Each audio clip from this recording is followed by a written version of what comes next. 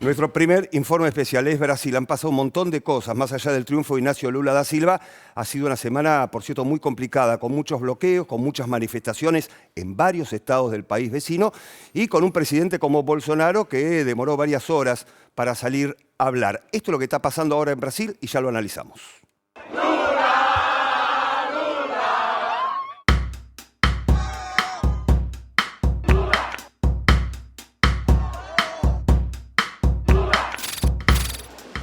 El silencio del presidente Jair Bolsonaro, que se mantuvo durante 45 horas luego de la derrota en el balotaje, y su breve discurso posterior, en el que no reconoció el triunfo de Luis Ignacio Lula da Silva, presagia las dificultades que tendrá el líder del Partido de los Trabajadores en su tercer mandato al frente de Brasil.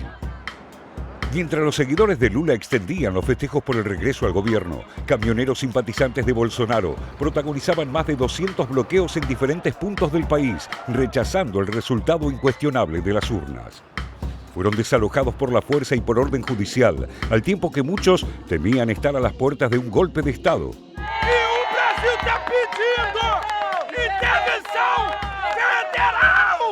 Pero la justificación que Bolsonaro esbozou sobre las protestas solo alienta su continuidad. Eu quero fazer um apelo a você. Desobstrua as rodovias. Isso daí não faz parte, no meu entender, dessas manifestações legítimas. Não vamos perder nós aqui essa nossa legitimidade. Outras manifestações que estão fazendo pelo Brasil todo, em praças, faz parte, repito, do jogo democrático. Fique à vontade. El regreso de Lula da Silva al Palacio del Planalto tiene varias razones.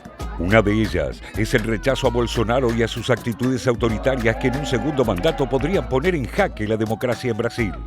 Este temor se expresó en el amplio respaldo obtenido por Lula para la segunda vuelta de parte de una mayoría del arco político.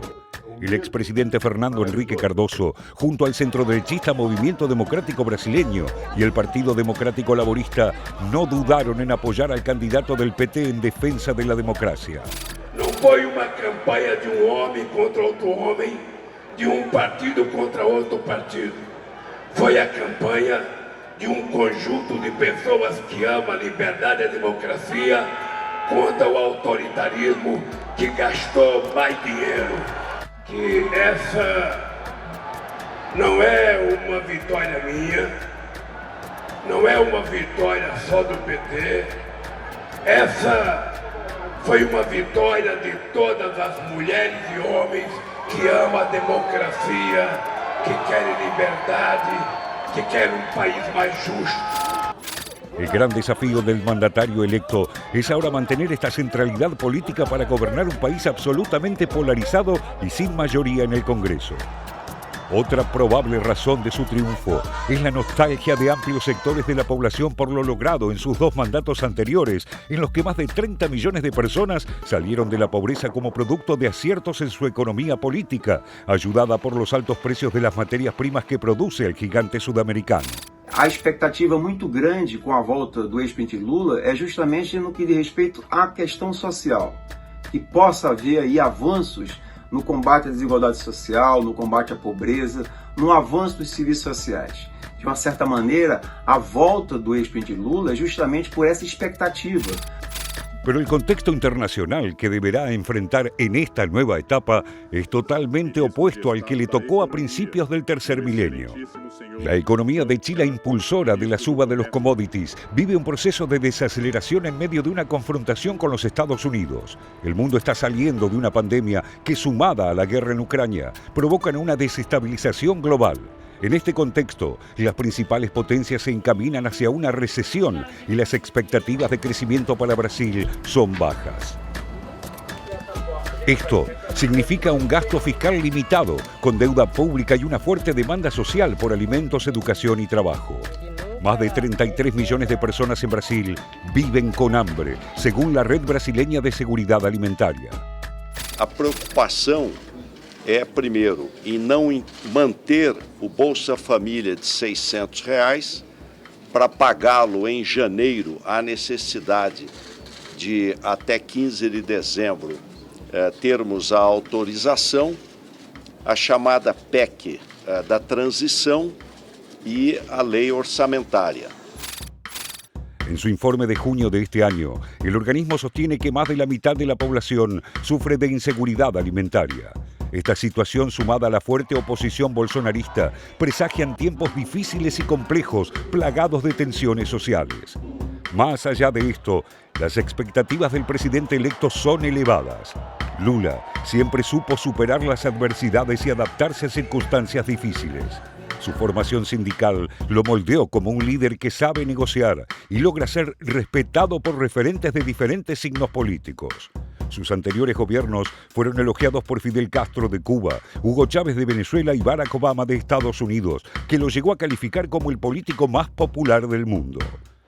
Lula se suma ahora al club de los gobiernos progresistas de América Latina, que son mayoría, aunque con perfiles diferentes. De todos ellos, Lula parece ser el más capaz de fomentar una mayor integración de la región en pos de objetivos comunes, así como con la experiencia necesaria para articular alianzas dentro del Brasil que le permitan gobernar teniendo enfrente a una derecha organizada, con mayoría parlamentaria y capacidad de confrontación en las calles.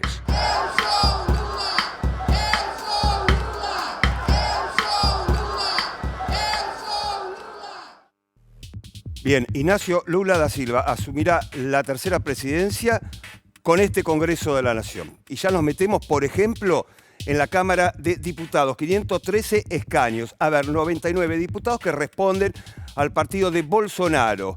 80 diputados responden al Partido de los Trabajadores y aliados. Eso por un lado, la Cámara Baja. Pero también nos metemos en el Senado. Acá mucha diferencia. Bueno, y aquí también, en la Cámara Alta. Así quedarán justamente esta Cámara, la Alta, 81 escaños. 13 senadores que responden al partido de Bolsonaro, 9 que responden al Partido de los Trabajadores, al partido de Ignacio Lula da Silva. Esta es la conformación del Congreso, esta imagen que se traduce en realidad una vez que comience a gobernar Ignacio Lula da Silva. A ver, Augusto, difícil de sortear esta situación. ¿Y qué margen tiene Lula una vez que asuma de empezar a tejer alianzas? Porque la diferencia en diputados y en el Senado es mucha. Ya empezó, digamos, las negociaciones ya empezaron el día después de las elecciones. El número mágico que necesita Lula en la Cámara de Diputados es 250. ¿Sí? Ahí veíamos 80 diputados, se pueden sumar hasta 130 si sumás el PSB y el PDT, que son dos posibles. Bueno, el PSB es aliado, el PDT puede llegar a ser también un aliado, el partido de Ciro Gómez. Y ahí hay 3 partidos que ya están sentándose a negociar con los interlocutores de Lula. Unión Brasil, el PSD y el PSDB. Parece toda una mezcla de siglas, pero bueno, son partidos del llamado Centrão, que son el bloque, el conjunto de partidos que controla las mayorías en el Congreso y que tiene la llave para discutir presupuestos y demás. Si ya comenzaron las negociaciones, inclusive hay algunas declaraciones públicas de sus líderes. Si sumás el MDB, el PSD y el PSDB, estamos hablando de 42 tiene el MDB y el PSD y 18 el PSDB. Es decir, podría engrosar su base parlamentaria. Lo mismo pasa con el Senado. Estas fuerzas políticas suman 44 de 81. Es decir, empiezan a negociar. El sistema político pareciera que está, bueno, diciendo, nos alineamos, hacemos la venia y vamos a charlar con el que ganó las elecciones. Hay otros que son más complicados, por ejemplo el Partido Republicano, que tiene una base muy religiosa evangélica, o el Partido Liberal, que es el partido de Bolsonaro, que no responden todos 100% a Bolsonaro, no son todos bolsonaristas. De hecho, pero hay que ver cómo se mueven a partir del 1 de enero, ¿no? Exactamente. Ahora dicen eso, pero después... Exactamente, pero bueno, por lo pronto ya comenzaron las negociaciones con por lo menos 4 o 5 de esos famosos partidos del Centrão. Lo que tenemos y me parece que va a ser, hay 2 frentes complicados que se le presentan a Lula, que tiene que ver con lo que decía el informe del bolsonarismo. El bolsonarismo es la fuerza, creo yo, una de las fuerzas políticas, o la fuerza política hoy más organizada de Brasil. Digamos, la verdad que tiene una masividad, una capacidad de reacción que lo vimos el día después de las elecciones con los bloqueos en las rutas, simplemente pidiendo intervención, simplemente ni más ni menos, que pidiendo intervención militar en contra del resultado de las elecciones. Exactamente. Entonces ahí va a haber una negociación o una, no sé si negociación, pero va a tener que lidiar con esa realidad. Y después, unos datitos para sumar y que los compañeros también Claro que sí. aporten. El PBI, estos son datos de una nota muy buena que recomiendo del sociólogo Gabriel Merino del sitio Diagonales. El PBI de Brasil hoy es menor que en el 2014. ¿Sí? Bueno, hablamos de la inseguridad alimentaria, 115 millones de personas, 33 millones de personas que pasan hambre. El salario mínimo es 25% más bajo que el del 2015. Y hay un proceso sostenido de desindustrialización que le da más lugar y más poder al agronegocio. Así que es un panorama complejo el que va a tener que afrontar Lula. Leticia, recién Augusto nombró la palabra varias veces, lidiar. Sí. Me parece que va a ser el camino, por lo menos los primeros meses de Ignacio Lula da Silva, ¿no? Sí, totalmente. Bueno, de hecho lo que vimos esta semana, e incluso Sí, fuimos claro. víctimas de estos cortes que los medios brasileños ya llaman directamente movimientos golpistas a los seguidores de Bolsonaro que no reconocen la victoria de Lula. Pensaban lo que pasó justamente esta semana y un Bolsonaro que salió a decir, bueno, los cortes no, pero sí son bien recibidas las manifestaciones que se hacían en sedes militares, y esto, recordando que no reconocen la victoria de Lula. Mucho se hablaba durante toda la campaña, la comparación justamente con Donald Trump, y creo lo que vimos justamente acá, y me parece interesante, sobre todo viendo a pocos días de las elecciones legislativas en Estados Unidos, esta idea de un Bolsonaro que por un lado les da el aval para movilizarse, para que continúen con la narrativa de que Bolsonaro ganó, pero por otro lado se inicia la transición, se reunieron, incluso Bolsonaro recibió al vicepresidente Geraldo Alckmin. Me parece que refuerza esta teoría de, bueno, por supuesto la transición se va a dar, nada va a impedir que el 1 de enero Lula da Silva asuma la presidencia de Brasil, pero sí contribuir a radicalizar justamente a estos seguidores de Bolsonaro, y en esto es lo que me refiero al espejo con Donald Trump, porque si vemos a Trump que habló hace un par de días diciendo gané 2 veces, ¿no? Continuando con esta narrativa de que hubo fraude, y vemos que está bien posicionado y que incluso se espera que se postule nuevamente en el 2024. Es decir, que me parece que esto es un claro reflejo de lo que puede llegar a pasar a Brasil con el bolsonarismo, que ahora se convierte en la oposición, y recordar que la diferencia entre Bolsonaro y Lula da Silva fue la menor desde la vuelta a la democracia, así que sí, va a ser uno de los grandes desafíos la ultraderecha tan movilizada y tan activa en Brasil. La diferencia de voto no es un dato menor para nada, Juan, ¿no?